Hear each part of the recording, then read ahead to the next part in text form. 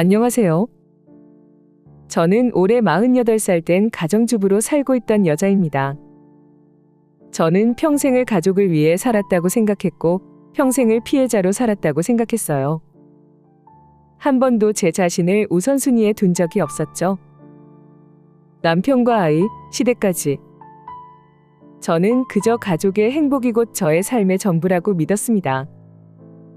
그러나 저는 가정 파탄의 주범인 가해자로 살아가야 하는 경지에 이르렀었습니다.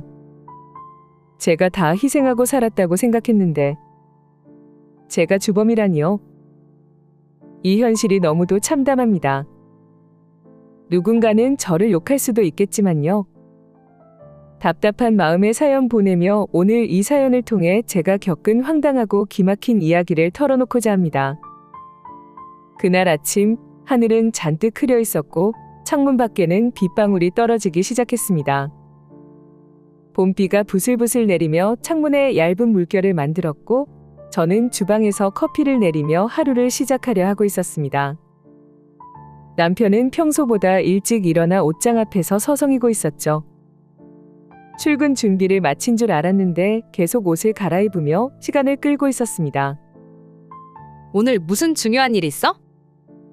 제가 묻자 남편은 대답 대신 고개를 끄덕이며 애써 태연한 척했습니다. 남편이 거실로 나가 신발을 신으려 할 때 평소에는 마중 나가는 편이 아니었습니다. 그날 남편의 시계가 화장대 위에 놓여 있어 가져다 주려고 했죠.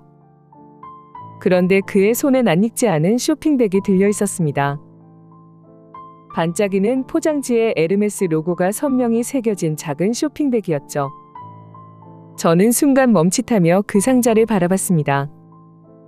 그게 뭐야? 에르메스? 어디서 났어? 저는 생전 보지 못한 고가의 브랜드 쇼핑백에 놀라 빤히 쳐다보았습니다. 남편은 제 질문에 잠시 멈춰섰습니다. 그의 표정은 어딘가 어색했고 웃음마저 부자연스러웠습니다. 아, 이거? 사무용품 떨어져서 가져다 놓으려고 그냥 여기에 담은 거야. 그의 말은 자연스러워 보이지 않았습니다. 애초에 저희 집엔 에르메스 쇼핑백이 없었던걸요. 저는 아무 말도 하지 않고 고개를 끄덕였지만 머릿속은 복잡했습니다. 에르메스 쇼핑백의 사무용품을? 남편이 평소 명품 관련된 물건을 소지하는 걸 본 적도 없고 사는 것도 본 적이 없는데 내용물을 감추려는 행동이 아주 사소하게 거슬렸습니다. 또한 남편은 평소 작은 지출에도 신중한 사람이었고 심지어 제 생일 선물조차 이렇게 고급스러운 브랜드를 고른 적이 없었습니다. 설마 나중에 나에게 줄 서프라이즈 선물인가? 잠시나마 긍정적인 생각을 하려 했었습니다. 내 생일이 다가오니 그럴 수도 있지 않을까? 그러나 이내 고개를 저었습니다. 남편은 평소 제 생일이나 기념일에 특별한 선물을 준비하는 타입이 아니었습니다. 현실적으로 필요한 물건이나 간단한 꽃다발을 건네는 게 전부였죠. 게다가 제 생일에는 항상 비용을 고려해 선물을 준비하던 사람이 갑자기 에르메스를? 그건 남편답지 않았습니다. 오늘은 좀 늦을 것 같아. 기다리지 말고 밥 먼저 먹어. 그는 저와 눈을 마주치지 않은 채 문을 닫고 나갔습니다.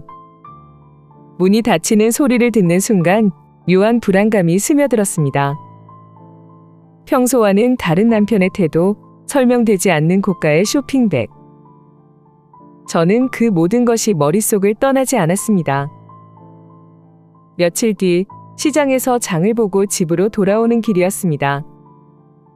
하늘은 온통 회색빛으로 덮여 있었고 비가 올 듯한 습한 공기가 온몸에 스며드는 것 같았습니다.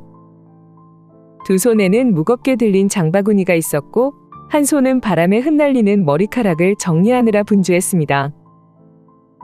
차로 다가서던 중 문득 지난주에 남편의 차에 물건을 두고 온 것이 떠올랐습니다. 뭐였더라? 아, 우산. 지난번에 비 올 때 두고 그냥 나왔었지? 저는 손에 든 짐을 잠시 내려놓고 트렁크를 열었습니다.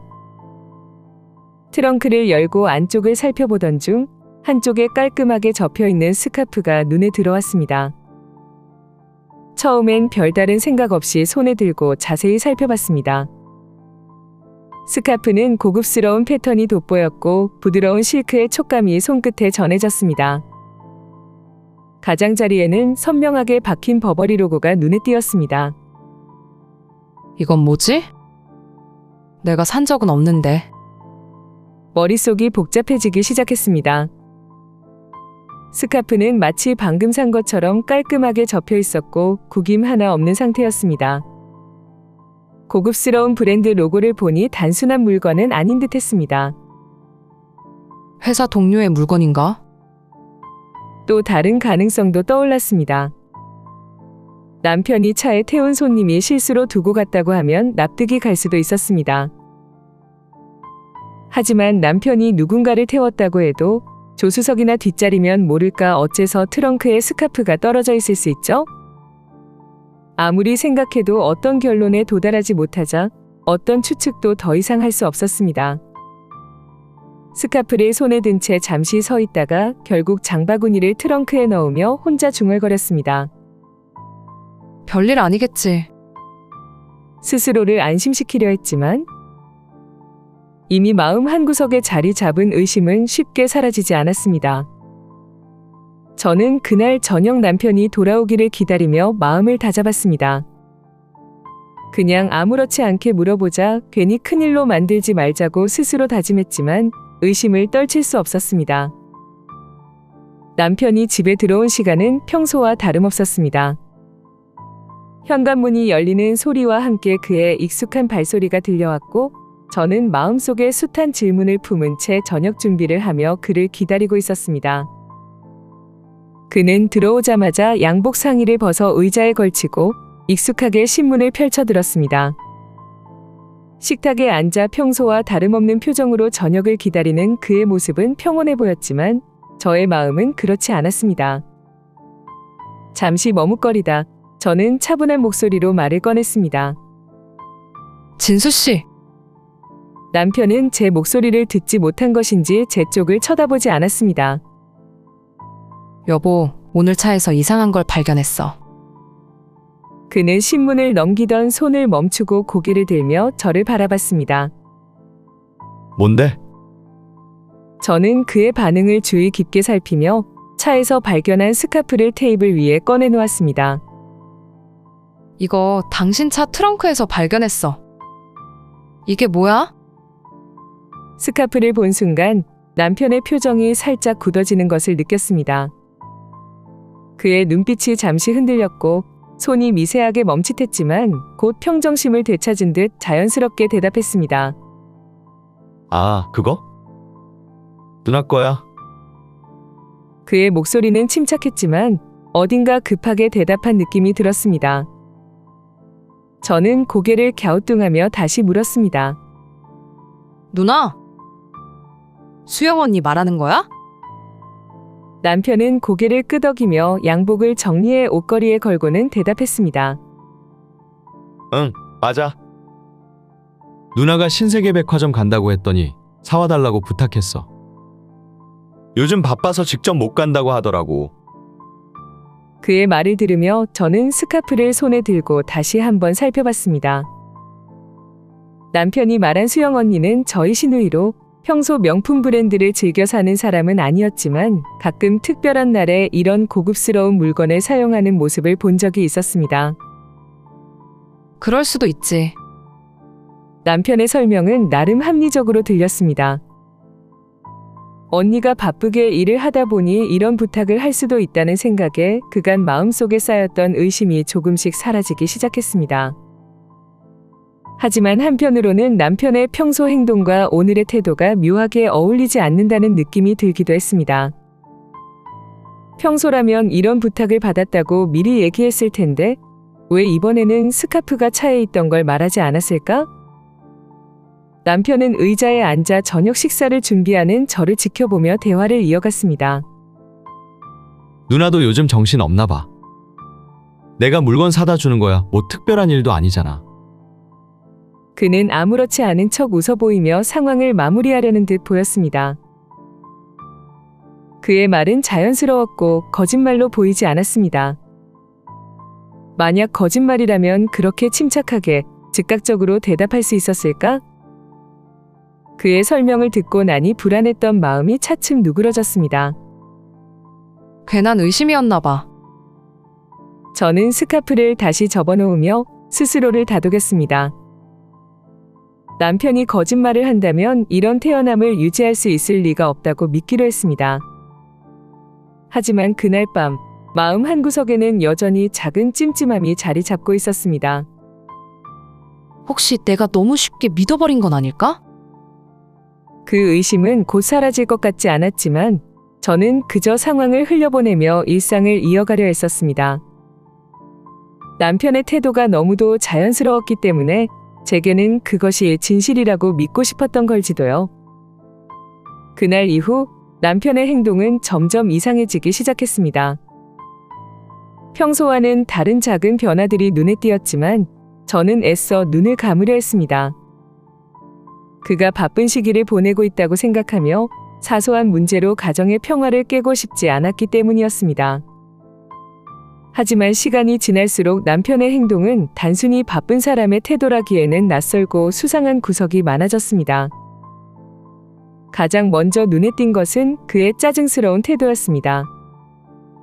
예전에는 집에 들어오면 피곤한 기색을 숨기고 웃으며 안부를 묻던 남편이 이제는 집에 들어오자마자 한숨을 쉬거나 화가 난 듯 무거운 표정으로 소파에 털썩 앉았습니다.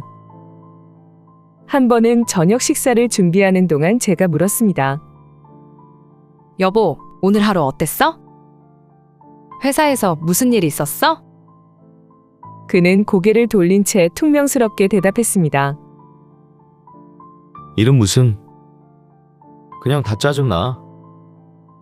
그의 반응에 순간 마음이 상했지만 무슨 이유로 저렇게 힘들어하는지 물어볼 엄두가 나지 않았습니다. 남편은 작은 일에도 쉽게 짜증을 냈습니다. 저녁 메뉴가 마음에 들지 않거나 아이가 자꾸 말을 걸 때조차도 평소보다 예민하게 반응했습니다. 아, 조용히 좀 해. 아빠 지금 생각할 게 많단 말이야. 그렇게 소리를 지르고 나면 금세 미안하다고 하곤 했지만 그 변화는 눈에 띄게 잦아졌습니다. 또 한 가지 신경 쓰였던 것은 전화 통화였습니다. 예전에는 전화가 오면 거실에서 자연스럽게 통화하며 대화 내용을 숨기지 않았던 남편이 이제는 전화가 울리면 꼭 다른 방으로 가거나 베란다로 나가서 통화를 하곤 했습니다. 한 번은 제가 설거지를 마치고 나오던 중 남편이 안방 문을 살짝 열어둔 채 통화하는 소리를 들었습니다. 응, 알겠어. 내가 시간 맞춰서 갈게. 근데 지금은 말 못하니까 좀 이따 다시 연락해. 그 말투는 어딘가 익숙하지 않은 느낌이 들었고 그의 목소리는 평소보다 낮게 깔려 있었습니다. 문틈 사이로 살짝 그의 표정을 엿봤습니다. 전화기가 손에 단단히 쥐어져 있었고 그는 얼굴을 찌푸리며 어딘가 초조해 보였습니다. 남편은 전화를 끝낸 뒤에도 핸드폰을 손에서 놓지 않았습니다.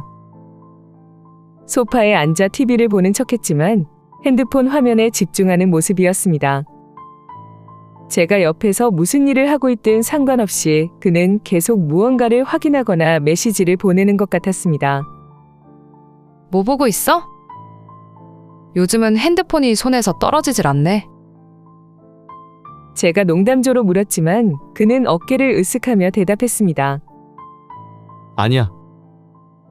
그냥 회사 일이 많아서. 하지만 그의 말은 어디까지나 변명처럼 들렸습니다. 이전에는 회사 일이 많아도 집에 오면 일을 잊으려 노력하던 사람이 이제는 온종일 핸드폰을 붙들고 살고 있었으니까요. 남편은 집에 있어도 예전과 달리 저와 눈을 마주치는 시간이 줄어들었습니다. 대화를 나눌 때도 시선을 피하거나 관심 없는 척 대답을 툭툭 던지는 모습이 잦아졌습니다. 어느 날은 제가 그의 관심을 끌어보려고 말했습니다. 여보, 다음 주말에 애랑 다 같이 근처 공원이라도 가볼까? 요즘 날씨도 좋은데. 그는 손을 흔들며 대답했습니다. 글쎄, 그때 가서 생각해보자. 요즘 피곤해서 아무 데도 나가기 싫어. 예전 같으면 이런 제안을 반기며 계획을 세웠을 남편이 이제는 모든 걸 귀찮아하는 모습으로 변해버렸습니다. 그의 태도는 분명 이상했지만 저는 문제를 키우고 싶지 않았습니다.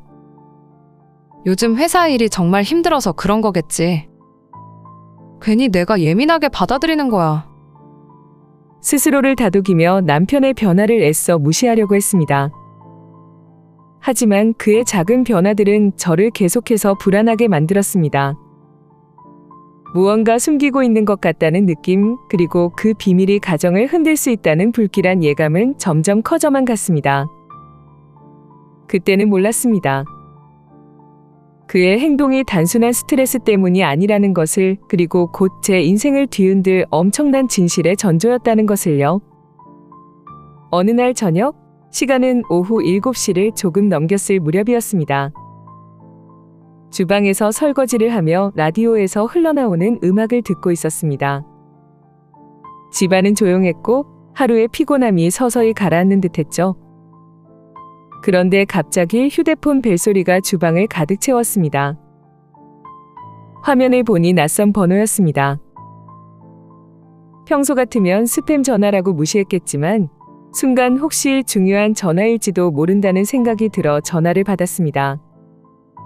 여보세요? 수화기 너머로 밝고 친근한 여성의 목소리가 들려왔습니다. 아, 안녕하세요. 늦은 시간에 죄송합니다. 혹시 박진수 씨 아내분 맞으신가요? 갑작스러운 질문에 순간 당황했지만 남편 대신 전화를 받은 상황이라 어색한 마음을 누르며 대답했습니다. 네, 남편은 지금 집에 없는데. 누구시죠? 그 여자는 잠시 말을 멈추더니 이렇게 말했습니다. 오늘 생신이시라면서요? 축하드립니다. 다름이 아니라 저 오늘 생일 아닌데요? 그 여자는 잠시 머뭇거리더니 다소 흥분된 목소리로 말을 이어갔습니다. 오늘 생신이시라고. 과장님이 생신 선물도 가져가셨는데 영업팀 박진수 과장님 댁 아닌가요? 아, 네. 제 생일 맞습니다. 남편은 집에 오지도 않았고 제 생일도 아니었지만 제가 모르는 무언가가 있고 저는 그걸 알아내야만 한다고 생각이 들어 맞다고 대답해버렸습니다. 상대방은 곧바로 다시 밝은 목소리로 말했습니다. 생신 너무 축하드려요. 꽃다발도 너무 예쁘더라고요. 과장님이 신경 많이 쓴 게 보이세요. 사실 선물을 꼭꼭 숨기시는데 다 보여서 모두들 구경했었거든요. 얼마나 마음이 급하셨는지 인수인계도 제대로 안 하고 가셨더라고요. 그 순간 저는 가슴이 철렁 내려앉았습니다. 매일 야근이다 뭐다 하는 제 남편이 칼퇴하고 꽃다발과 선물을 준비했다니요? 다름이 아니라 옆에 과장님 계신가요? 전화를 안 받으셔서요. 업무 관련해 여쭤볼 게 있는데요. 아, 죄송합니다. 가족끼리 외식하다가 술을 좀 먹게 되어서요. 급하신가요? 아, 그러시구나. 즐거운 시간 방해했네요. 내일 여쭤봐도 될 것 같아요. 좋은 하루 보내세요. 실례했습니다. 전화를 끊고 나니 손은 여전히 설거지 도구를 쥔 채였지만 마음은 멍해졌습니다. 생일? 오늘? 무슨 선물을 말하는 걸까? 생일이라니? 그리고 선물이 뭐지? 어쩌면 이 모든 게 단순한 오해일 수 있다고 스스로를 달래려 했지만 그럴수록 남편의 최근 행동들이 떠올랐습니다. 남편이 보여준 낯선 모습들. 저와의 대화에 무심해지고 집안일에 관심을 덜 보이던 태도, 그리고 자주 전화를 받으며 다른 방으로 사라지던 행동들이 전부 의심스럽게 연결되기 시작했습니다. 곧바로 저는 남편에게 전화했습니다. 하지만 전화를 걸었던 남편의 직장 동료가 말했던 대로 전화를 아무리 걸어도 받지 않더군요. 저는 마음을 다잡고 결심했습니다. 이건 단순한 착각일 리 없어. 뭔가 숨기고 있는 게 분명해. 내가 직접 확인해야겠어. 그날 이후로 저는 남편의 행동을 더 주의 깊게 관찰하기 시작했습니다. 그날 새벽, 시계는 이미 2시를 넘기고 있었습니다. 저는 침대에 누워 눈을 감고 있었지만 도무지 잠이 오지 않았습니다. 머릿속엔 하루 종일 맴돌던 의심과 걱정이 가득했고 남편의 행동이 떠오를 때마다 심장은 두근거렸습니다. 현관문이 조용히 열리는 소리가 들렸습니다. 남편이 돌아온 겁니다. 순간 저는 심장이 멎을 것 같았습니다. 발소리를 따라 귀를 기울이니 약간 비틀거리는 듯한 걸음 소리와 함께 달달한 술 냄새가 거실을 채웠습니다. 남편이 콧노래를 흥얼거리며 신발을 벗는 소리가 들렸고 저는 본능적으로 숨을 죽였습니다. 남편은 거실을 지나 안방으로 들어왔습니다. 저는 눈을 감고 자는 척했지만 숨소리 하나까지 조심하며 그의 행동을 엿보았습니다. 남편은 바지 주머니에서 무언가를 꺼내는 듯했지만 곧바로 침대 옆 테이블에 올려두고 욕실로 들어갔습니다. 샤워기가 켜지는 소리가 들리자 저는 조용히 눈을 떴습니다. 지금이 기회야. 평소와 다른 그의 태도에 가득 찬 의심을 확인할 수 있는 순간이라고 생각한 저는 남편이 두고 간 휴대폰을 향해 손을 뻗었습니다. 남편의 휴대폰을 집어들고 화면을 켰지만 지문 인식으로 잠금이 걸려 있었습니다. 혹시나 제 지문도 등록이 되어 있었을까? 여러 번 시도했지만 모든 시도가 허탕으로 끝났습니다. 비밀번호 잠금이 걸리기 전에 지문을 더 이상 시도하지 않았고 휴대폰 화면이 다시 어두워지자 한숨을 삼키며 휴대폰을 제자리에 두었습니다. 이게 무슨 드라마였다면 여기서 결정적인 메시지나 사진을 다 찾고 증거를 모았을 텐데. 그렇게 혼잣말을 하며 다시 다른 단서를 찾기로 마음먹었습니다. 곧장 남편이 입고 온 양복을 확인하기 위해 옷장으로 향했습니다. 영수증이든 립스틱 아니면 립스틱 자국, 향수 냄새라도 뭐라도 찾아야 된다라는 생각을 하며 문을 열어 양복 상의를 꺼내고 주머니를 뒤졌지만 안에는 아무것도 없었습니다.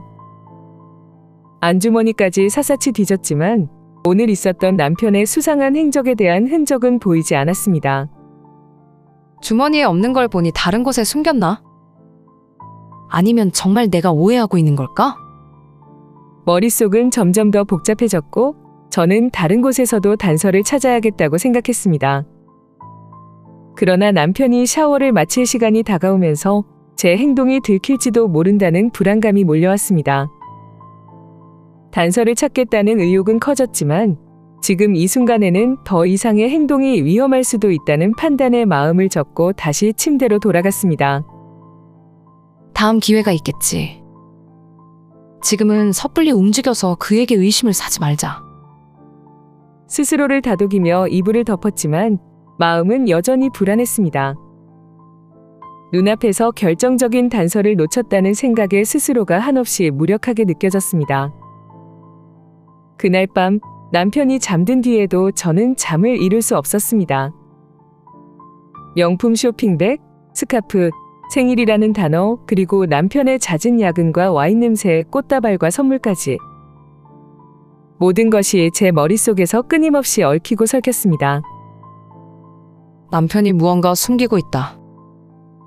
이건 분명 외도다. 그날 밤부터 저는 남편의 행동을 더욱 예리하게 관찰하기 시작했습니다. 의심은 단순한 상상이 아니라 확신으로 변해가고 있었고 그가 숨기려는 진실을 밝혀내야만 한다는 생각이 마음을 지배하기 시작했습니다. 저는 더 이상 혼자 이 상황을 감당할 수 없었습니다. 의심은 점점 커졌지만 명확한 증거가 없으니 그 누구에게도 확신 있게 말할 수 없었죠. 시간은 흘렀고 혼자서는 도저히 감당할 수 없었습니다. 결국 주변 사람들에게 이야기하며 어디서 증거를 찾아야 하냐는 답답함을 토로하기도 했지만 아무런 소득을 보지 못했습니다. 계속되는 실패에 가슴이 꽉 막힌 것 같아 결국 마지막으로 가까운 친구에게 고민을 털어놓기로 했습니다. 만약 이 친구도 증거를 찾을 방법이 생각나지 않는다면 그건 그냥 제가 남편을 믿지 못했을 뿐 남편은 바람핀 게 아니라고 믿기로 하려고 했죠. 그날 오후 평소 가장 믿을 수 있는 친구와 카페에서 만났습니다. 따뜻한 커피가 놓인 테이블을 사이에 두고 저는 조심스럽게 이야기를 꺼냈습니다. 나 요즘 남편 때문에 너무 답답해. 아무리 생각해도 뭔가 이상해. 친구는 눈썹을 찌푸리며 제 이야기에 집중했습니다. 왜? 무슨 일인데? 저는 최근 남편의 행동과 수상했던 순간들을 하나하나 설명했습니다. 휴대폰을 숨기는 듯한 태도, 늦은 귀가, 그리고 남편 차에서 발견한 스카프까지. 이야기를 끝내자 친구는 한숨을 내쉬며 고개를 끄덕였습니다. 야, 이건 누가 들어도 뭔가 있는 것 같잖아. 그런데 확실한 증거는 없는 거야? 저는 고개를 가로저으며 대답했습니다. 없어. 아무리 뒤져도 아무것도 안 나와. 드라마처럼 뭔가 확실한 증거가 나왔으면 좋겠는데 이 사람 너무 철저한 건지 아무 단서도 안 보여. 친구는 잠시 생각에 잠긴 듯하더니 이내 번뜩이는 아이디어가 떠올랐는지 눈을 반짝이며 말했습니다. 야, 내가 아는 사람 하나 있는데 그 사람도 비슷한 일을 겪었어. 부인이 바람나서 이혼했거든. 근데 그냥 심증만 가지고 시작했는데 결국 증거를 다 모아서 이긴 거야. 대박이었지. 저는 깜짝 놀라며 물었습니다. 정말? 어떻게 그렇게 했대? 나도 뭐라도 찾아야겠는데 도저히 모르겠어. 친구는 고개를 끄덕이며 이야기를 이어갔습니다. 내가 자세히 들은 건 아니지만 컴퓨터에서 뭔가 찾았다고 했던 것 같아. 문서 같은 거랑 현금 인출 기록도 뒤졌고, 기억이 잘 안 나는데 그 사람이 직접 얘기하면 도움이 될 거야. 소개해 줄까? 저는 잠시 고민했지만 이대로 아무것도 하지 않고 넘어갈 수는 없다는 생각에 결심했습니다. 응, 부탁할게. 그 사람 만날 수 있으면 좋겠어. 며칠 뒤 친구는 약속을 잡아줬고 저는 그 사람을 만나게 되었습니다. 약속 장소는 저희 집에서 1시간 반은 버스를 타고 가야 나오는 조용하고 작은 카페였습니다. 카페에서는 아주 조용하게 클래식이 나오고 있었고 커튼이 달려있어 내부를 볼 수 없었습니다. 저는 약간의 긴장감과 불안감을 안고 그를 기다렸습니다. 잠시 후 중년의 남성이 들어와 제 쪽으로 다가왔습니다. 그는 단정한 정장을 입고 있었고 깔끔한 외모에서 신뢰감을 주는 인상이 느껴졌습니다. 친구가 미리 저희 상황을 어느 정도 전했는지 그는 앉자마자 따뜻한 미소로 제게 말을 건넸습니다. 안녕하세요. 박상준입니다. 이야기는 들었습니다. 많이 힘드셨죠? 그 말에 저는 갑자기 눈물이 날 것 같았지만 간신히 감정을 억누르고 고개를 끄덕였습니다. 네. 어디서부터 어떻게 시작해야 할지 모르겠어요. 남편이 뭔가를 숨기고 있다는 건 알겠는데 확실한 증거가 없으니 제가 이상한 사람처럼 보일까봐 무섭기도 하고요. 그 사람은 조용히 제 이야기를 들으며 고개를 끄덕였습니다. 들으셨겠지만 저도 비슷한 경험이 있습니다. 저 역시 처음엔 심증만 있었죠. 하지만 차근차근 찾아보면 반드시 단서가 나오기 마련입니다. 중요한 건 너무 급하게 서두르지 않는 겁니다. 도대체 어떻게 증거를 찾으신 거예요? 아무리 찾으려고 해도 갖은 수법을 써봐도 아무것도 나오지 않아요. 그는 자신의 경험을 조심스럽게 들려줬습니다. 저는 당시 아내가 뭔가 숨기고 있다는 걸 느꼈어요. 집에 늦게 들어오는 것, 지출이 평소보다 이상하게 늘어난 걸 알았죠. 결국 예상하지 못했던 작은 단서 하나가 모든 걸 밝혀주는 열쇠가 되더군요. 저는 그에게 조심스럽게 물었습니다. 그럼 저는 어디서부터 시작해야 할까요? 남편이 너무 철저해서 그런지 아무것도 보이지 않아요. 그는 고개를 끄덕이며 말을 이어갔습니다. 우선 너무 드러나지 않게 주변에 녹아드세요. 남편에게 경계심을 풀어주라는 이야기입니다. 시간을 천천히 가지셔야 해요. 성급하게 하면 될 일도 되지 않습니다. 방심하는 그때를 노리는 거예요. 그래서 단 한 번 남편의 휴대폰, 컴퓨터, 그리고 통장 거래 내역 중 하나라도 열리는 날엔 그때는 해결이 되겠네요. 네, 그의 이야기를 들으며 저는 처음으로 제게도 할 수 있는 일이 있다는 생각이 들었습니다.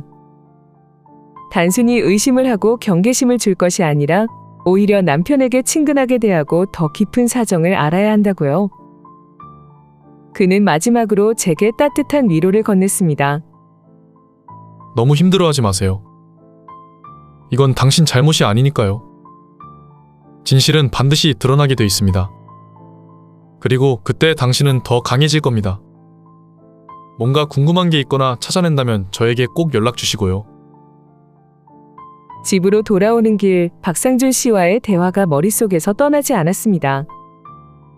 그의 차분한 말투와 따뜻한 조언은 제게 큰 위로가 되었습니다. 진실은 반드시 드러나게 돼 있습니다. 이제는 멈춰서지 않겠다고 다짐하며 남편의 비밀을 밝혀낼 준비를 시작했습니다. 혹시나 내가 괜한 의심을 하는 게 아닐까 자책하는 밤들을 보냈지만 박상준 씨는 제가 이상한 사람이 아니라는 걸 증명하는 듯 보였습니다. 그도 이런 시간들을 보냈었겠죠. 집에 돌아오니 남편은 여전히 평소와 다름없는 태도로 저를 맞이했습니다. 마치 아무 일도 없는 듯 그날 저녁도 평소처럼 흘러갔습니다. 하지만 저는 그의 행동 하나하나가 더 의심스럽게 느껴졌습니다. 그날 밤 남편이 잠든 뒤 저는 혼자 침대에 앉아 다시 고민에 빠졌습니다. 혹시 내가 너무 예민한 걸까? 정말 그냥 내 오해일 뿐이라면? 의심과 자책이 반복되며 머릿속이 복잡해졌습니다. 하지만 상준 씨의 말이 다시 떠올랐습니다. 당신 잘못이 아니에요. 이런 감정을 느끼는 것 자체가 누군가 당신을 힘들게 했기 때문이죠. 상준 씨와의 대화는 제게 큰 위안이 되었습니다. 그도 저와 비슷한 상황을 겪으며 스스로의 의심과 싸워야 했다고 말했을 때 저는 처음으로 제 자신이 이상하거나 잘못된 사람이 아니라는 확신을 얻었습니다. 너무 힘들어하지 마세요. 모든 걸 바로 해결하려고 하지 않아도 됩니다. 가끔은 여행이라도 떠나서 머리를 식히는 게 좋아요. 그의 말은 단순한 위로가 아니라 저를 다시 움직이게 하는 힘이 되었습니다. 그날 이후 저는 상준 씨의 조언대로 단서를 찾는 것에만 몰두하지 않고 남편과 다시 친근하게 지내는 모습을 보여주기로 했습니다. 그렇게 해야 남편의 경계심이 풀리고 진짜 단서들이 자연스럽게 드러날 것 같았습니다. 그동안 남편과의 관계는 제가 의심에 빠지며 점점 멀어져 있었습니다. 그의 말 한마디 한마디를 의심하기 시작한 후로는 대화마저도 부자연스러워졌죠. 상준 씨는 그런 제게 이렇게 말했습니다. 일단은 평소와 다르게 친근하게 대하세요. 남편이 당신을 경계하지 않도록 평소와 같은 일상으로 돌아가는 겁니다. 그러면서 틈틈이 단서를 살펴보세요. 저는 그 말을 듣고 오랜만에 남편과의 대화를 먼저 시도하기로 마음먹었습니다. 여보, 요즘은 그 회사 동료가 힘들게 안 해? 남편은 약간 의아한 표정으로 저를 쳐다봤습니다. 그동안 서로 무심하게 대했던 태도 때문인지 그의 대답은 짧았습니다. 뭐 똑같은데. 하지만 저는 멈추지 않았습니다.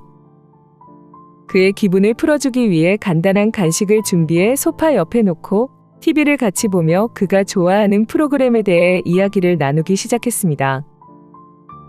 이 프로그램 재미있지? 예전엔 당신이 엄청 좋아했잖아. 그렇게 자연스러운 대화를 이어가다 보니 남편도 조금씩 경계심을 풀고 평소처럼 저와 이야기하기 시작했습니다.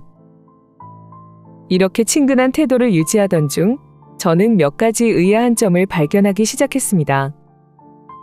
남편은 여전히 전화 통화를 자주 했지만 이제는 다른 방으로 가지 않고 거실에서 통화하는 모습을 보였습니다. 어느 날 그는 통화를 끝내고 소파에 앉아 있었습니다. 저는 조심스럽게 물었습니다. 아까 통화하던 건 회사 일이야? 남편은 별 생각 없이 대답했습니다. 응, 거래처 일이 좀 있어서.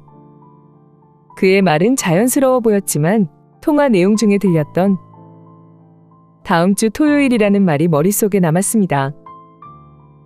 남편이 그날 회사 행사가 있다고 했지만 정작 그의 목소리는 회의나 업무 이야기와는 거리가 멀어 보였기 때문이죠. 저는 이 의문을 바로 상준 씨에게 전화로 털어놓았습니다. 상준 씨, 제가 이상한 걸 발견했는데요. 전화 너머로 그의 차분한 목소리가 들려왔습니다. 무슨 일이신데요? 천천히 말씀해 보세요.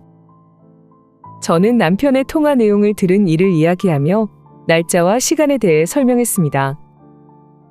그는 잠시 고민하더니 조언했습니다.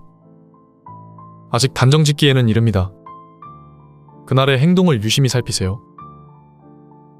그리고 가능하면 그날 당신도 다른 약속을 만들거나 집에 있지 않도록 하세요.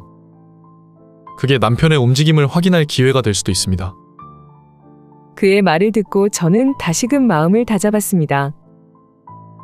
남편과의 친근한 분위기를 유지하며 조금씩 그의 행동을 살피던 어느 날 예상치 못한 단서를 발견했습니다. 평소와 다름없이 아침에 출근한 남편의 서류 가방이 안방 구석에 놓여 있었습니다. 그동안 아무것도 발견하지 못해 헛수고로 끝난 일이 많았기에 큰 기대 없이 가방을 열어보았습니다. 서류와 파일들이 가지런히 정리된 가방 속에서 작은 종이 쪽지가 눈에 띄었습니다.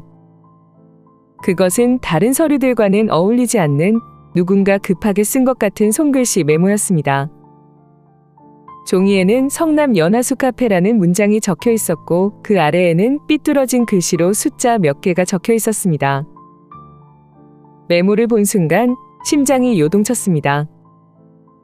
이게 뭐지? 회사와는 관련 없어 보이는데. 성남이라는 단어의 머릿속이 복잡해졌습니다. 남편의 회사는 성남에서 한참 떨어진 곳에 있었고 업무와 관련된 일정이라고 하기엔 아무리 생각해도 자연스럽지 않았습니다. 저는 서둘러 메모를 사진으로 찍은 뒤 다시 조심스럽게 메모를 원래 자리에 두었습니다. 이걸 상준 씨에게 말해야겠어. 이건 분명 뭔가 단서가 될 거야. 그날 오후 저는 상준 씨에게 전화를 걸었습니다. 그는 여전히 차분한 목소리로 전화를 받았습니다. 무슨 일이세요? 목소리가 많이 긴장되신 것 같은데요. 저는 방금 발견한 메모에 대해 설명하며 사진을 그에게 보냈습니다. 성남 연화수 카페요? 회사와 거리가 꽤 있다고 하셨죠? 네, 회사는 성남과 전혀 관련 없는 위치에 있어요. 게다가 남편이 이런 곳에 대해 말한 적도 없었어요. 상준 씨는 잠시 고민하는 듯 말이 없더니 이내 말을 이었습니다. 그곳을 직접 확인해 보는 게 좋겠습니다. 시간대는 알 수 없겠지만 분위기나 위치를 보면 뭔가 단서를 얻을 수 있을 겁니다. 혼자 가기엔 너무 멀고 친구를 데리고 갈 수 있는 상황도 아니에요. 그냥 인터넷으로 검색해서 확인하면 안 될까요? 그는 단호하게 대답했습니다. 아니요. 직접 가보셔야 해요. 사진과 정보만으로는 절대 알 수 없는 것들이 있습니다. 특히 그런 장소는 분위기나 사람들의 동선 같은 걸 직접 눈으로 보는 게 중요합니다. 상준 씨의 말에 잠시 고민하던 저는 솔직히 토로했습니다. 그럼 저는 어쩌죠? 갈 방법이 마땅치 않아요. 차를 몰고 가기엔 낯선 지역이라 자신도 없고요. 그는 망설임 없이 제안했습니다. 그렇다면 제가 데려다 드릴까요? 이번 주 토요일에 그 근처에서 미팅이 있어서 겸사겸사 다녀올 수 있을 것 같아요. 그의 친절에 순간적으로 당황한 저는 황급히 손사래를 치며 대답했습니다. 아니에요. 너무 번거롭게 해드리는 것 같아서 죄송해요. 괜찮습니다.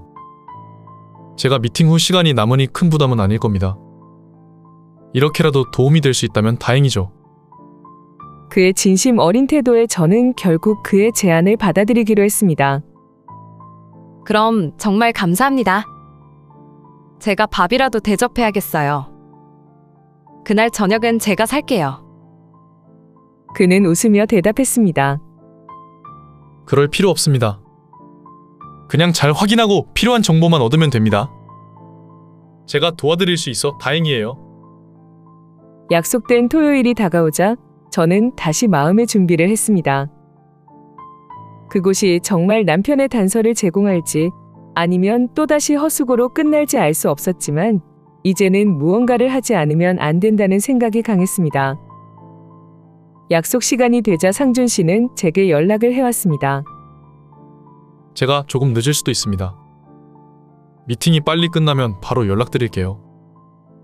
그의 배려심 깊은 태도는 여전히 저를 안심시켜 주었고 저는 그를 기다리며 다음 단계를 계획하기 시작했습니다.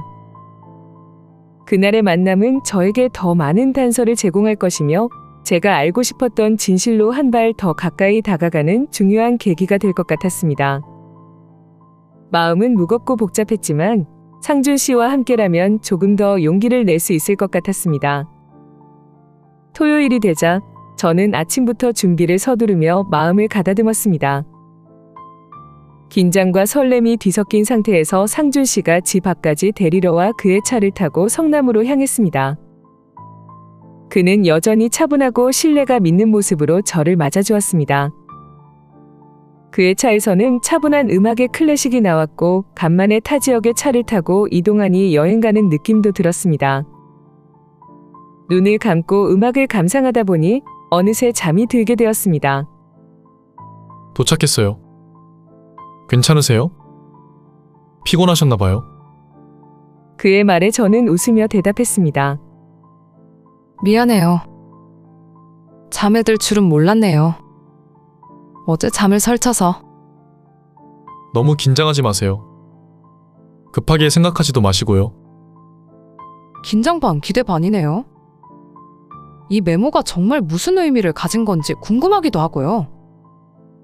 그는 부드러운 미소로 답하며 차문을 열어주었습니다. 미팅은 오래 걸리지 않을 겁니다. 그동안 근처를 천천히 둘러보세요. 제가 돌아오면 같이 연화수 카페에 가보죠. 그가 미팅 장소로 향하자 저는 혼자 카페 근처를 둘러보기 시작했습니다. 성남의 도심 속 연화수 카페는 생각보다 한적한 곳에 위치해 있었습니다. 주변에는 고급스러운 레스토랑과 소규모 부티크들이 자리 잡고 있었고 사람들의 발걸음은 여유로워 보였습니다. 카페 입구는 심플하면서도 세련된 분위기를 풍기고 있었습니다. 큰 유리창 너머로 보이는 내부는 모던한 인테리어와 아늑한 조명으로 꾸며져 있었고 대부분 젊은 남녀가 삼삼오오 앉아 대화를 나누고 있었습니다. 이런 곳에 남편이 온 이유는 뭘까? 단순히 업무 때문이라고 하기엔. 저는 내심 궁금증과 의심이 더 커져갔습니다. 1시간이 조금 넘었을 무렵 상준 씨가 미팅을 마치고 저를 다시 만났습니다. 많이 기다리셨죠? 가보실까요? 그와 함께 연화수 카페로 들어서니 카페의 내부 분위기가 더 확연히 다가왔습니다. 고급스럽고 현대적인 느낌이 물씬 풍기는 곳으로 비즈니스 미팅보다는 데이트나 개인적인 모임에 더 적합한 분위기였습니다. 상준 씨와 자리를 잡고 앉아 주변을 둘러보았습니다. 저는 그에게 조심스럽게 물었습니다. 여기 정말 특이한 분위기네요. 비즈니스로 이용하는 사람도 있을까요? 그는 잠시 생각하다가 고개를 저었습니다. 글쎄요. 제가 보기엔 여긴 데이트나 친구들끼리 모이는 장소로 더 적합해 보이는데요. 비즈니스 미팅으로 오기엔 너무 가벼운 느낌이에요. 그의 말에 저 역시 고개를 끄덕이며 남편의 메모가 더욱 수상하다는 생각을 하게 되었습니다. 커피를 마시며 대화를 이어가던 중 상준 씨는 자신의 경험을 조심스럽게 꺼냈습니다. 사실 제 전부인도 성남에서 데이트를 즐기곤 했습니다. 그러니까 저 말고 다른 남자와요. 그의 말투는 차분했지만 눈빛 속에는 과거의 상처가 엿보였습니다. 저는 한참을 그의 이야기를 들으며 마음이 아파왔습니다. 그도 저처럼 사랑했던 사람에게 배신당했던 고통을 겪었다는 사실에 동질감을 느꼈습니다. 힘드셨겠어요. 그런데 그걸 어떻게 이겨내셨어요? 그는 잠시 말을 멈추고 커피를 한 모금 마신 뒤 대답했습니다. 결국 진실을 받아들이고 제 삶을 다시 시작해야 한다고 결심했어요. 그땐 힘들었지만 시간이 지나니 오히려 제가 더 단단해졌다는 걸 느꼈습니다. 지금은 이렇게 당신 같은 분을 도와드릴 수 있으니 나름 의미가 있다고 생각해요. 카페에서 나온 뒤 저희는 근처 작은 레스토랑으로 자리를 옮겼습니다. 식사를 하며 조금 더 편안한 대화를 나눴고 그의 진심 어린 조언은 저를 계속해서 안심시켜 주었습니다. 오늘 많이 힘들진 않으셨어요? 혹시라도 부담이 됐다면 말씀해 주세요. 그의 세심한 배려에 저는 진심으로 고마움을 느꼈습니다. 아니요, 덕분에 많이 도움이 됐어요. 혼자였다면 이렇게까지 생각을 정리하지 못했을 거예요. 저희는 저녁 식사를 마치고 집으로 돌아오는 길, 한층 더 돈독해진 관계를 느낄 수 있었습니다. 그는 마지막으로 이렇게 말했습니다. 앞으로 더 힘든 일도 있을 수 있지만 지금처럼만 차분히 단서를 모으고 준비하시면 충분히 이겨내실 겁니다. 제가 언제든 도와드릴게요. 그날 이후 저는 그를 단순히 도움을 주는 사람 이상으로 신뢰하게 되었고 그의 경험과 조언은 저에게 큰 힘이 되었습니다. 그리고 이 모든 과정이 저를 진실에 한 발 더 다가가게 만들어 주었습니다. 그 이후로도 상준 씨와의 대화는 단순한 조언을 넘어 저에게 정신적인 위안이 되었습니다. 그는 늘 제 편에 서서 제가 혼자라는 느낌이 들지 않게 해주었습니다. 가장 친한 친구와도 그리 자주 만나지 않았던 것 같은데 계속 전화하며 지내다 보니 친밀감도 많이 쌓였고 대화도 잘 통하는 것 같았습니다. 일주일에 2-3번은 만나 그동안의 증거라고 해야 할지 모르겠는 것들을 꺼내어 놓고 이야기를 나누고는 했죠. 힘들면 언제든 연락하세요. 제가 할 수 있는 건 다 도와드릴게요. 심심하실 때 전화하셔도 되고요. 친구로서요. 그의 말은 제게 힘이 되었고 저는 점점 더 그에게 의지하게 되었습니다. 그렇게 저는 남편과의 관계를 회복하는 척하면서 동시에 진실에 다가가기 위한 준비를 조금씩 해나가고 있었습니다. 그 과정에서 박상준 씨와의 신뢰는 점점 깊어졌고 그는 제게 단순한 조력자를 넘어 진정한 아군처럼 느껴졌습니다.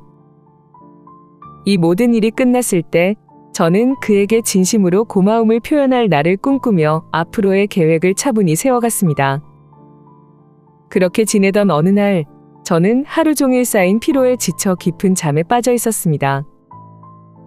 하지만 새벽 무렵 희미한 목소리가 제 귓가를 스치며 잠결에 저를 깨웠습니다.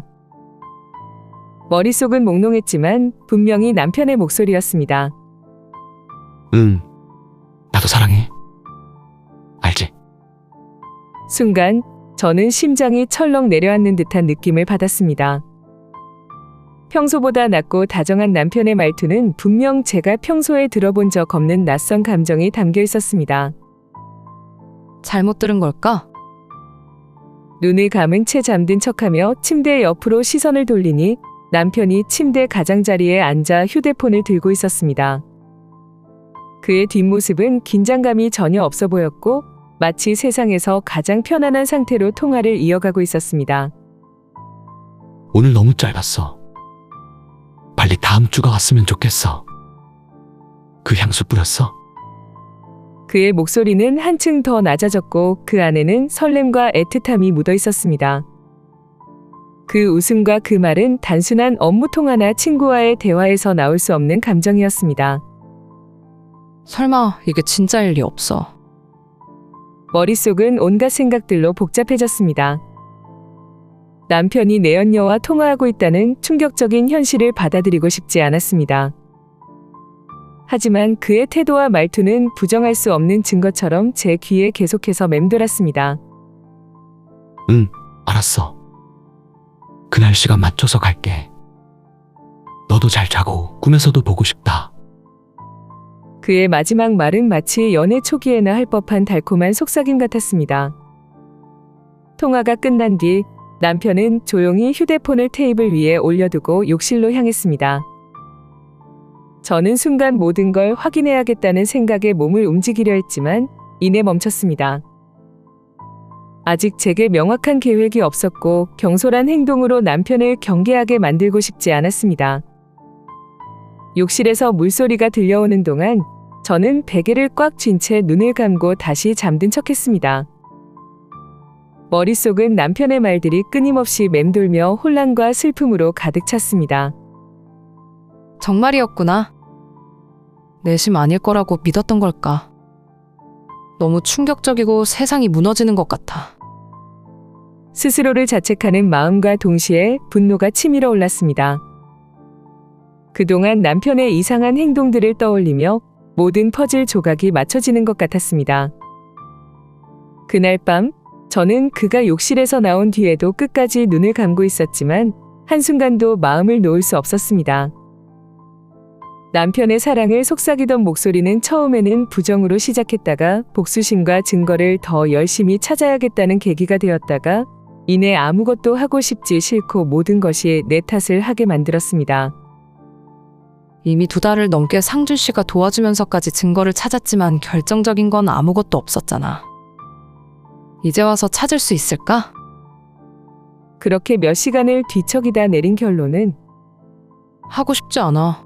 더 이상은 못하겠어. 였습니다. 더 이상 혼자서는 이 상황을 견딜 수 없을 것 같아 모든 걸 포기한 채 저는 상준 씨에게 전화를 걸었습니다. 그는 평소처럼 차분한 목소리로 전화를 받았습니다. 네, 오늘은 좀 일찍 전화하셨네요. 무슨 일 있어요? 목소리가 많이 힘들어 보이시는데요. 저는 떨리는 목소리로 어젯밤의 일을 털어놓았습니다. 어젯밤에 남편이 통화하는 걸 들었어요. 누군가와 사랑을 속삭이고 있더라고요. 분명 내 연녀일 거예요. 상준 씨는 한동안 침묵하다 조심스럽게 말을 이었습니다. 정말 힘드셨겠네요. 그의 물음에 저는 억눌렀던 감정을 터뜨리듯 대답했습니다. 난 아니길 바랐던 것 같아요. 그래서 증거를 찾으려고 했던 거예요. 남편이 그런 사람이 아니길 바라고 내가 오해한 거였으면 했어요. 그런데 이렇게까지 해야 하나 싶어요. 차라리 그냥 모르는 척 하고 싶어요. 제 목소리는 점점 떨렸고 울음이 섞여 나왔습니다.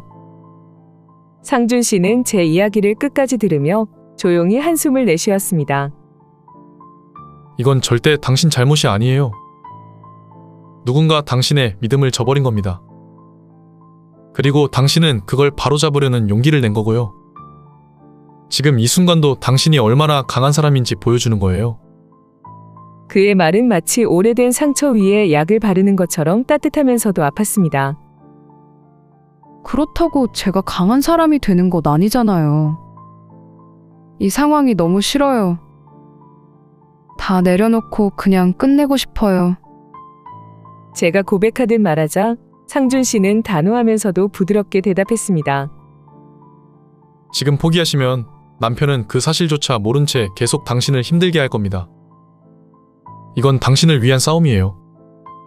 그리고 기억하세요. 이 모든 건 당신 탓이 아니에요. 그의 말은 위로가 되었지만 제 마음은 여전히 복잡했습니다. 상준 씨는 제 기분을 풀어주기 위해 밝은 목소리로 대화를 전환했습니다. 그나저나 지금 밥은 드셨나요? 이런 날은 맛있는 거 먹으면서 기운 내야 해요. 제가 맛있는 거 사줄 테니 나올래요? 저는 잠시 망설였지만 그의 진심 어린 제안에 조금은 기댈 수 있을 것 같았습니다. 밥, 제가 오늘 그런 걸 먹을 기분이 아니에요. 그래서 제가 사주겠다는 거잖아요. 마음이 복잡할 땐 맛있는 음식이 가장 좋은 치료제거든요. 그의 유쾌한 말투에 저는 마지못해 웃으며 대답했습니다.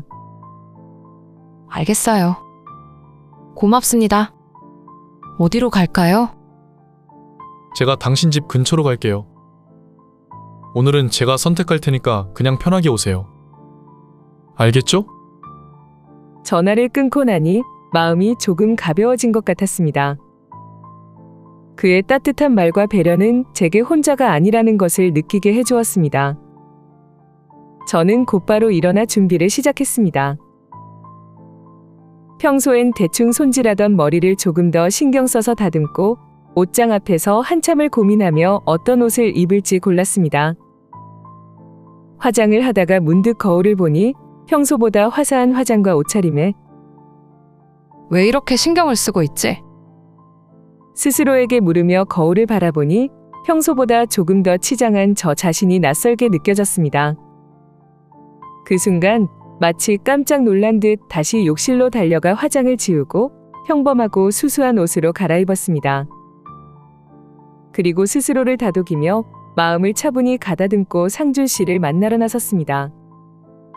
약속 장소에서 만난 상준 씨는 여전히 단정하고 따뜻한 인상을 풍기고 있었습니다. 기다리셨어요? 그가 환하게 웃으며 인사하자 긴장했던 마음이 조금씩 풀렸습니다. 그는 저를 데리고 근처의 조용한 전골집으로 향했습니다. 오늘은 속도 달래고 기운도 낼 겸 따뜻한 국물이 좋은 것 같아서요. 괜찮으시죠? 그의 배려 깊은 말에 고개를 끄덕이며 자리에 앉았습니다. 음식이 나오고 상준 씨가 술잔을 채우며 말했습니다.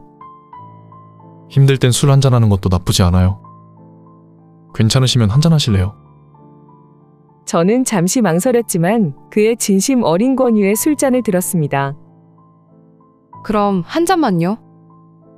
한 잔, 두 잔 술이 오가며 저는 조금씩 마음의 벽이 허물어지는 걸 느꼈습니다.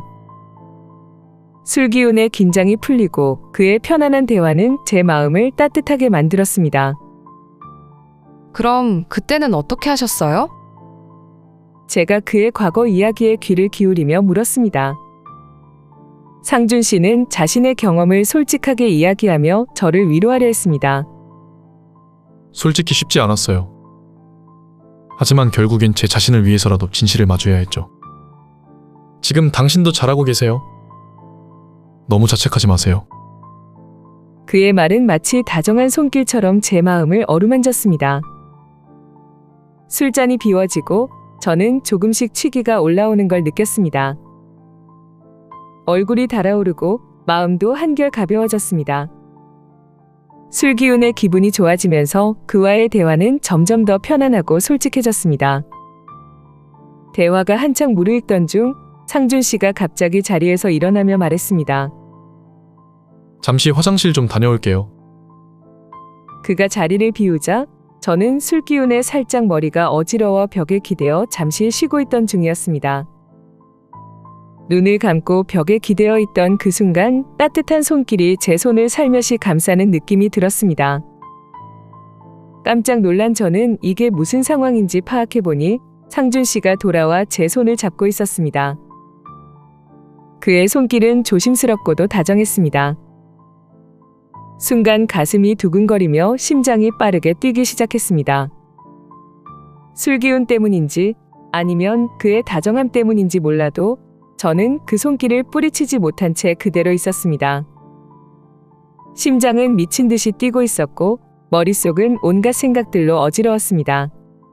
이건 아니야. 이렇게 해선 안 돼. 나한테는 가정이 있잖아. 그런데 왜 이렇게 마음이 흔들리지? 그러나 그 손길의 온기가 마치 오래전 잊고 지냈던 감정을 일깨우는 것 같았습니다. 한참을 그렇게 손을 맞댄 채 아무 말도 하지 못하고 있을 때 상준 씨의 부드러운 목소리가 들려왔습니다. 안 자고 있는 거 알아요. 그 한마디에 온몸이 굳었습니다. 저는 숨을 죽이며 잠든 척을 멈추지 못했지만 그의 말에 더 이상 버틸 수 없었습니다. 그가 조심스럽게 제 손을 꼭 쥐더니 그의 손가락이 내 손가락 사이로 천천히 들어와 손깍지를 끼웠습니다. 순간 저는 모든 걸 숨길 수 없다는 걸 깨달았습니다. 더 이상 감정을 억누르지 못하고 천천히 눈을 뜨자 그의 눈빛이 바로 앞에 있었습니다. 그의 시선은 단순한 위로나 동정이 아닌 진심 어린 감정으로 가득 차 있었습니다. 저도 혼자라고 느꼈어요. 그리고 당신도 그랬을 거라고 생각했어요. 그의 목소리는 조심스럽지만 확고했습니다. 마치 오랜 시간 준비해 둔 말을 지금에서야 꺼낸 것 같았습니다. 저는 아무 말도 하지 못한 채 그저 그의 손을 쳐다봤습니다. 하지만 제 마음도 이미 그의 감정에 응답하고 있었습니다. 그동안 쌓였던 외로움과 상처가 그의 말 한마디에 무너져 내렸고 나도 모르게 고개를 끄덕였습니다. 그날 이후 우리의 관계는 어딘가 달라졌습니다. 상준 씨는 더 이상 단순한 조력자가 아니었고 저 또한 그에게 더 이상 고마움만을 느끼는 사람이 아니었습니다. 우리는 이전보다 더 자주 만났고 이야기를 나누는 시간이 점점 길어졌습니다. 그와 함께 있을 때만큼은 모든 걱정과 상처에서 벗어날 수 있었습니다. 그는 내게 더 이상 외로움을 느끼지 않아도 된다고, 혼자가 아니라고 말해주는 존재가 되었습니다. 하지만 우리의 관계는 늘 조심스러웠습니다. 저는 여전히 가정이 있었고 남편과의 진실을 밝혀야 할 책임이 있었습니다. 그럼에도 불구하고 상준 씨와의 시간은 내게 잊고 지냈던 설렘과 위로를 가져다 주었습니다. 그날 전골집에서 손깍지를 끼웠던 그 순간은 제 삶의 또 다른 전환점이 되었음을 부정할 수 없었습니다. 그의 존재는 내가 더는 외롭지 않다는 것을 깨닫게 했고 동시에 진실을 마주할 용기를 북돋아 주었습니다. 우리는 서로를 의지하며 조금씩 마음을 나누어 갔고 그의 다정한 말과 행동은 점점 더 깊은 위로로 다가왔습니다. 그렇게 우리의 관계는 단순한 도움을 주고받는 관계를 넘어 서로를 치유하는 관계로 변해갔습니다. 시간이 지날수록 그는 내 삶의 일부가 되어갔습니다. 그의 진심과 나를 향한 배려는 더 이상 피할 수 없는 감정으로 다가왔고 우리는 서로를 더 솔직히 마주하게 되었습니다. 그날 전골집에서 시작된 작은 순간은 결국 나를 더 단단하게 만들어줄 소중한 기억으로 남게 되었습니다. 그리고 저는 그와 함께 내 삶의 무게를 조금씩 내려놓고 앞으로 나아갈 준비를 하고 있었습니다. 그날 상준 씨와의 짧은 순간은 제게 복잡한 감정을 남겼습니다. 그의 따뜻함이 고마우면서도 마음 한편엔 죄책감이 자리 잡고 있었습니다. 하지만 그 순간만큼은 그 손길이 저를 지탱해주는 유일한 힘처럼 느껴졌습니다. 어느 순간 저는 증거를 더 모으는 것이 의미가 없다고 느꼈습니다. 그렇게 오랜 시간 했으며 남편의 외도를 밝히려 했던 이유가 무엇이었을까요? 그가 저를 배신했다는 사실을 증명하기 위해서였을까요? 아니면 저 자신을 설득하고 싶었던 걸까요? 특히 어젯밤 상준 씨와의 만남 이후 모든 것이 흐릿해졌습니다. 남편의 외도가 분명한 상황에서 저 또한 상준 씨와 감정적으로 얽히게 된 지금 이 모든 과정이 저를 더 초라하게 만들고 있다는 생각이 들었습니다. 그도 외도를 하고 있으니 쌍방의 문제 아닌가. 그리고 그가 먼저 시작하지 않았던가. 이 생각이 머릿속을 떠나지 않았습니다. 저는 처음부터 가정을 지키고 싶었고 아이를 위해 참고 견디며 모든 걸 받아들이려 했습니다. 하지만 남편은 제 믿음을 짓밟고 저를 상처투성이로 만들었습니다. 그가 먼저였으니 제가 이렇게 된 것도 어쩌면 자연스러운 결과일지도 모른다는 생각이 들었습니다. 상준 씨와의 관계를 떠올리며 저는 제 자신에게 물었습니다. 이게 정말 잘못된 걸까? 아니, 잘못이라고 해도 이건 그가 나에게 준 고통에 대한 보상일지도 몰라. 제 마음이 이렇게 흔들리고 상준 씨와의 관계가 깊어져 가는 지금 제가 가장 두려운 것은 단 한 가지였습니다. 우리 딸만은 이 사실을 몰랐으면 좋겠다. 남편과 저 어른들끼리의 문제로 끝난다면 상관없었습니다.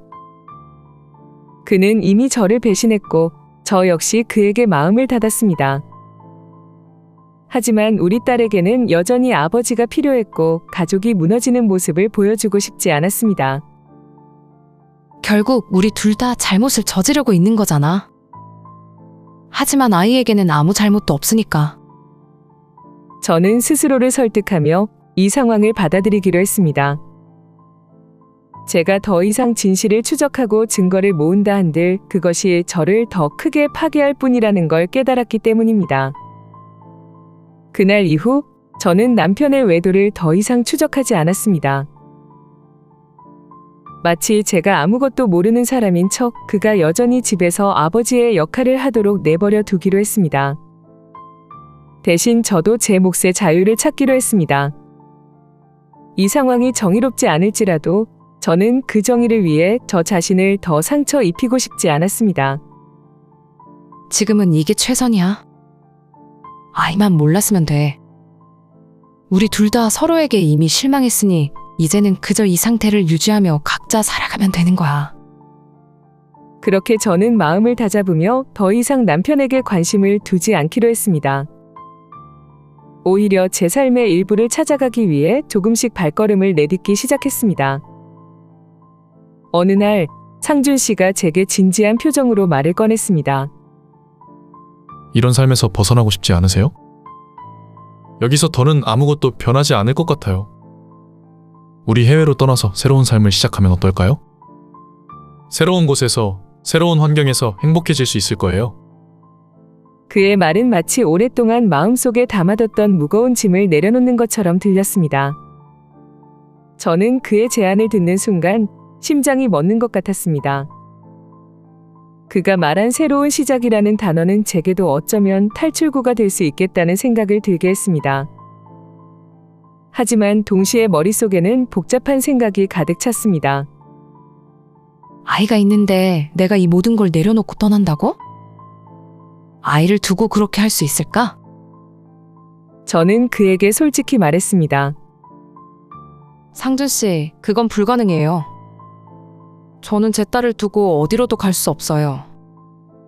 그건 제가 감당할 수 없는 일이에요. 그는 제 대답에 잠시 생각하더니 고개를 끄덕이며 말했습니다. 그럼 잠깐의 휴식이라도 어떨까요? 해외로 완전히 떠나는 건 힘들더라도 여행이라도 다녀오면 좋을 것 같아요. 당신에게도 저에게도 필요한 시간이 아닐까요? 그의 제안은 더 현실적으로 느껴졌습니다. 저도 이 상황에서 잠시라도 벗어나 마음을 정리할 시간이 필요하다는 걸 느꼈습니다. 그래서 그의 말에 동의하며 대답했습니다. 여행이라면 고민해 볼게요. 잠깐이라도 이 모든 것을 내려놓고 쉬는 게 필요하긴 할 것 같아요. 그날 이후 저희는 더 이야기해보았지만 끝내 저는 여행은 갈 수 없다고 말했습니다. 원래 친구들과도 여행은 잘 가지 않았어서 남편이나 딸이 눈치를 챌 것만 같았거든요. 상준 씨와의 시간은 여전히 편안하고 따뜻했지만 제 마음속에는 여전히 복잡한 감정들이 뒤엉켜 있었습니다. 그러나 전 사실 모든 게 이미 늦었다고 생각했었습니다. 저는 남편과의 이혼을 진지하게 고민하기 시작했습니다. 이혼을 하면 아이는 어떻게 될까? 딸이 받을 충격은 내가 감당할 수 있을까? 수많은 질문이 머릿속을 떠나지 않았습니다. 하지만 상준 씨와 함께 있는 시간만큼은 이 모든 고민들이 잠시 잊히곤 했습니다. 그는 저를 배려하며 하나하나 여행 일정을 함께 준비했고 저는 그 과정에서 조금씩 안정을 찾아갔습니다.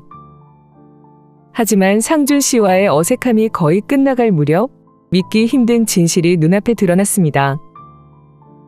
우연히 남편의 서류 가방에서 떨어진 문서를 발견한 겁니다. 그것은 단순한 문서가 아니었습니다. 문서에는 특정 계좌로 송금된 내역이 적혀 있었고 그 계좌의 주인은 제가 전혀 알지 못하는 사람이었고 여자 이름도 아니었습니다. 게다가 송금 이유로 적힌 내용은 조사 비용이었습니다.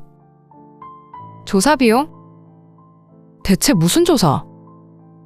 그 순간 머릿속이 복잡해졌습니다. 하지만 어떤 결과도 도출하지 못하고 다시 가방 안에 넣어놓았습니다. 상준 씨에게 이게 뭘 의미하는 것 같냐고 물어봐야겠다. 상준 씨와는 이제 거의 매일 보는 사이가 되었습니다. 그날도 함께 침대에 걸터 앉아 그의 어깨에 기대서는 조사 비용에 대해 어떻게 생각하냐고 물었죠. 상준 씨는 잠깐의 정적이 흐른 뒤 갑자기 일어나 화장실을 다녀오겠다고 했습니다. 이상한 낌새는 있었지만 별 다른 의심은 하지 않았습니다. 아주 일말의 의심도 건덕지가 없었다고 해야 할까요? 완전히 믿고 있었고 그는 제 사람이라고 생각했었죠. 상준 씨가 화장실에 가서 샤워를 하는 소리가 들렸습니다. 아무런 의심 없이 그의 방 정리를 조금씩 해주고 있었죠. 그의 책이 한 권 바닥에 있길래 정리해주려고 서재에 들어가 책을 꽂았는데 아주 미세하게 진동 소리가 들렸습니다. 주위를 둘러보다가 그의 책상 서랍에서 새로운 휴대폰을 발견했고 휴대폰을 들어 확인하자 믿기 어려운 이름이 떠 있었습니다. 박진수. 곧이어 전화가 끊겼고 박진수에게 카톡이 왔습니다. 아, 전화 좀 받으라고 같이 있어? 가만히 휴대폰을 바라보고 있으니 더 오더라고요. 최연성, 지금 변호사 만나러 갈 건데 여행 취소 확실해? 이번에 여행 못 가면 조사 비용 더 못 줘. 그 문자를 보자마자 모든 게 순식간에 정리되었습니다. 아주 말도 안 되는 이야기였을 텐데도 순식간에 이해가 갔어요. 그 박진수가 제 남편 박진수가 맞고 최연성은 이 사람의 진짜 이름이었겠죠. 저는 두 번째 휴대폰을 그대로 놓고 서재에서 책을 다시 꺼냈고 상준 씨, 아니 최연성 씨의 방으로 돌아가 바닥에 있던 그대로 책을 놓았습니다. 최연성이 나오자 조사 비용에 대해 갑자기 별거 아닐 것 같다며 이야기하는데 장단을 맞춰주고는 집으로 돌아왔습니다. 그들의 계략에 넘어가고 싶지 않았습니다. 이건 이혼 또는 재산의 문제가 아니라 저라는 한 사람을 완전히 가지고 논 것이었죠. 집으로 돌아오는 길, 저는 머릿속이 새하얗게 비어버린 듯한 기분이었습니다. 상준 씨, 아니 최연성이라는 이름이 머릿속에서 떠나지 않았습니다. 그의 다정한 말투와 따뜻한 행동 하나하나가 모두 가짜였다는 사실을 깨닫는 순간 가슴 깊은 곳에서 치밀어 오르는 분노와 배신감에 손이 떨렸습니다. 그들이 짜고 나를 이렇게 농락한 거였어? 순간순간 떠오르는 기억들은 이제 전혀 다른 의미로 다가왔습니다. 상준 씨와의 첫 만남부터 그가 제게 했던 조언, 다정하게 손을 잡아주던 그 모든 행동들까지 이제는 철저히 계획된 함정이었다는 것을 깨닫게 되었습니다. 며칠 뒤 또다시 최연성의 집에 가게 되었고 저는 이날만을 기다렸습니다. 남편은 몰라도 최연성은 제가 완전히 믿고 있다고 믿으니까요. 집에 도착하자마자 저는 다시 서재로 들어가 최연성의 서재를 샅샅이 뒤졌습니다. 그 서재에 꽂혀있던 문서에는 저와 남편을 만나게 된 배경부터 이혼하려는 이유, 남편의 내연녀를 들키게 하지 않기 위해 내연녀에 대한 모든 정보가 있었죠. 또한 저에게 접근할 계획과 제가 좋아하는 말투와 행동 등 남편과 제 가장 친한 친구가 준 정보가 담겨 있었습니다. 이 조사 비용이라는 게 나를 함정에 빠뜨리기 위한 거였구나. 계획에 적혀 있는 내용을 통해 알게 된 사실은 충격적이었습니다. 최연성의 다른 휴대폰에는 저와의 외도 증거들이 정리되어 있었고 남편은 이미 변호사와 계약을 마쳤지만 증거는 아직 제출하지 않은 상태였습니다. 저와 최연성이 외도했던 기록들이 모두 최연성의 첫 번째 휴대폰 안에 있고 남편은 변호사와 계약은 마친 상황이지만 상담 중이고 증거는 아직 제출하지 않은 상황이었습니다. 더욱 더 확실하게 하기 위해 저를 여행에 데려가서 양육권조차 포기하게 만들 생각인 듯 하더라고요. 절대 그렇게는 둘 수 없었습니다. 저는 아주 여러 번 시뮬레이션을 돌리고 왔지만 그래도 떨리는 손을 붙잡고 모든 파일을 사진으로 찍었고 파쇄기에 갈아버렸습니다.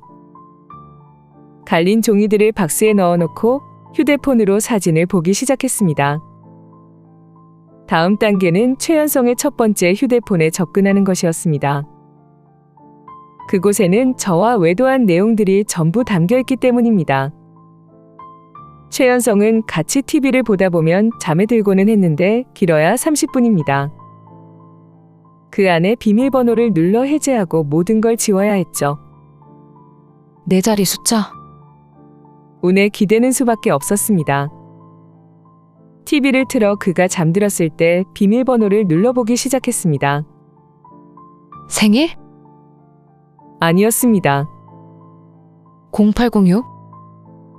아무 생각 없이 그의 휴대폰 번호 뒷자리를 눌렀는데 바로 풀리더군요. 모든 걸 초기화시키고 휴대폰에서 유심을 꺼내 변기에 내렸습니다. 그리고 최연성을 깨워 이렇게 말했죠. 현성 씨, 아, 나 또 잤어요? 배고프죠? 뭐라도 먹을까요?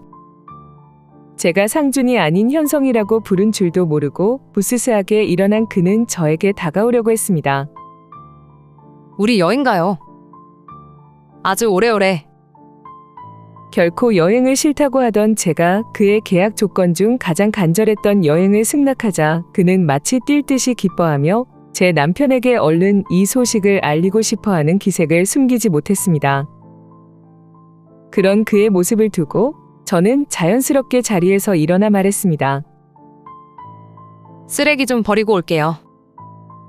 그의 유심히 빠진 휴대폰과 함께 종이 쓰레기를 챙겨 들고 밖으로 나왔습니다. 드디어 모든 쓰레기를 청산하는 날이 왔구나.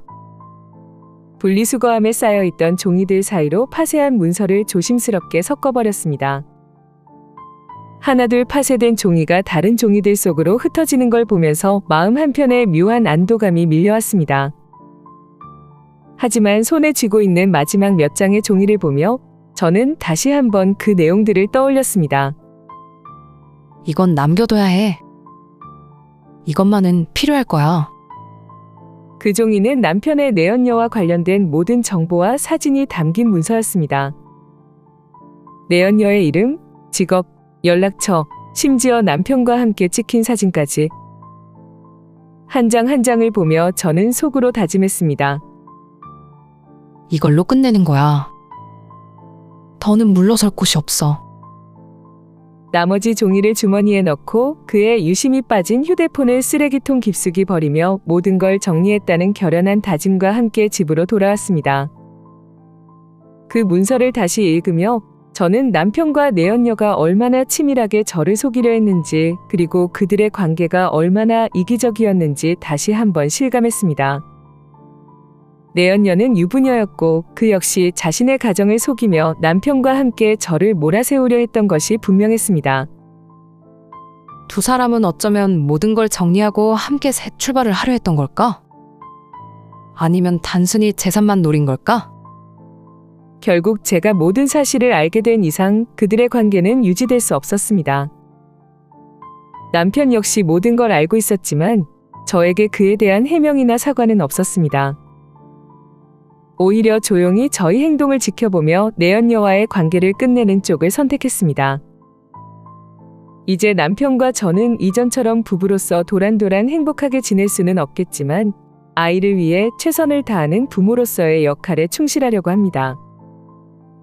그와의 관계가 사랑과 신뢰로 이어지진 않겠지만 딸에게는 온전한 가정을 보여주기 위해 노력하기로 다짐했습니다. 이 모든 게 비극일지 아니면 희극일지는 모르겠습니다. 하지만 분명한 건 이것이 지금의 저로서는 선택할 수 있는 최선이었다는 사실입니다. 남편이 먼저 외도를 시작했다고 해서 제가 그 과정에서 잘했다고는 생각하지 않습니다. 상준 씨, 아니 최연성과의 관계 역시 정당한 행동은 아니었습니다. 하지만 그 모든 혼란과 상처를 겪으며 저는 스스로를 돌아볼 기회를 얻었습니다. 이제는 아이를 생각하며 살아야 해. 그리고 더는 누구에게도 흔들리지 않을 거야. 과거의 상처에 매달리기보다는 앞으로 나아가기로 결심했습니다. 제가 저 자신을 지키고 제 삶을 다시 만들어가는 것이야말로 딸에게도 그리고 저 자신에게도 가장 중요한 일이 될 테니까요. 이제는 제가 저를 위해 살아야 할 시간이에요. 저는 그렇게 마지막으로 다짐하며 제 이야기를 마칩니다. 어쩌면 한심하게 보일 수도 있고 어쩌면 통쾌하게 들릴 수도 있는 이 긴 복수의 이야기를 들어주셔서 감사합니다. 지금 이 이야기를 듣고 계신 여러분, 어떤 어려움 속에서도 자신을 잃지 마세요. 누구도 당신의 삶을 대신 살아주지 않으니 스스로를 지키는 것이 가장 중요하다는 걸 잊지 않으셨으면 합니다. 이제 저는 제게 주어진 새로운 삶을 향해 첫 발을 내디디려 합니다. 그리고 앞으로는 어떤 폭풍이 몰아쳐도 흔들리지 않기로 제 자신에게 다시 한번 약속합니다.